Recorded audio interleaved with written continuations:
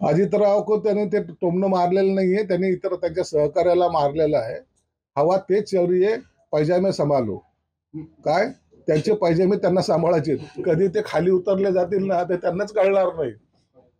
राहिलं त्यांच्या पक्षाचे जे काय होते, तुम्हाला आज माहितीस्तव सांगतो, ही एक बातमीच आहे. हा जो विस्तार रखडला होता ना मंत्रिमंडळाचा, जो वारंवार तुम्ही प्रश्न विचारतायत ना, ते जयंत पाटील येणार होते म्हणून विस्तार थांबला होता.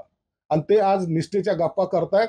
त्यांनी आता ह्या सगळ्या गोष्टीला आता तरी थांबावं, नसता अनेक गोष्टी जेव्हा बाहेर येतील त्या टायमाला त्यांना सुद्धा आपण कुठे होतो आणि आपलं काय झालं कळेल. नाही नाही, काय म्हणजे आता जयंत पाटलांचं काय जरा जरा सांगा ना, तपशील जरा कळू ना आता. जयंत पाटलांनीच हा प्रस्ताव पुण्यात दिला होता की आपल्याला आता भाजप बरोबर जायचं आहे. त्यासाठी झालेल्या बैठकीमध्ये ही सर्व चर्चा झाली होती आणि आता आपण सर्वजण मिळून शरद पवार साहेबांना सांगू, हे सर्व बैठकीमध्ये त्यांचं ठरलं होतं.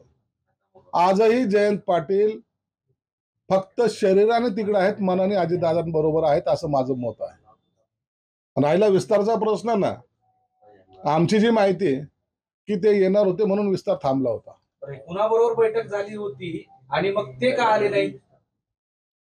येतील, काही आता त्यांना काही अडचणी आल्या असतील म्हणून ते आज विरोधात बोलून कधीतरी आपली साईड सेव्ह करायचा प्रयत्न करतात, पण ते येतील.